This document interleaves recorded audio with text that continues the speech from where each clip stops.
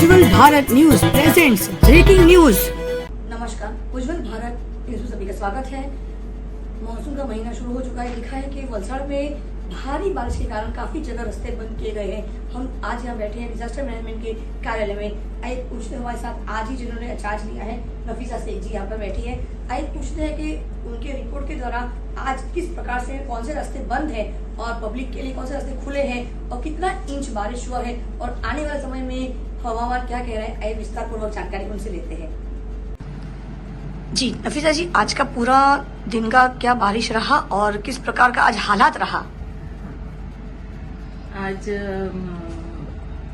વલસાડ જિલ્લામાં 6 તાલુકામાં આ પ્રમાણે સવારે 6 થી 2 વાગ્યા સુધીનો વરસાદ આ પ્રમાણે છે। વલસાડમાં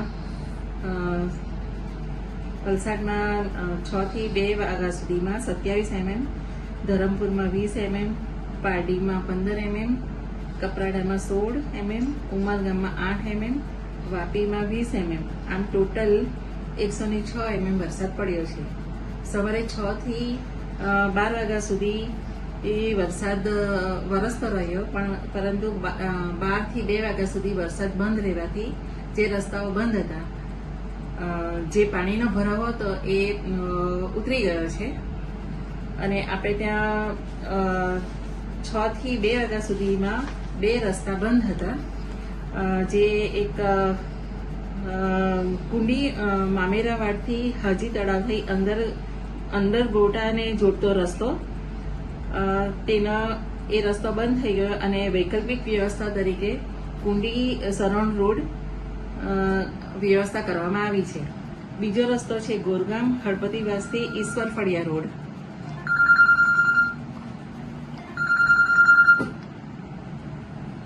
જેનો વૈકલ્પિક વ્યવસ્થા તરીકે ગોરગામ ટીમલી ફળિયા રોડ કરવામાં આવી છે વ્યવસ્થા।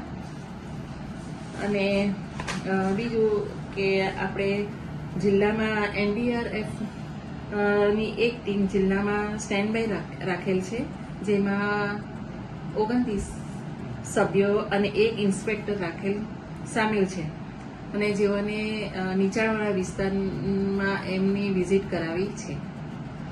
આજની પરિસ્થિતિ અને ધારો કે આવતીકાલે પરિસ્થિતિ હજુ વધારે વરસાદ પડે તો તમારી પૂર્વ તૈયારી શું રહેશે?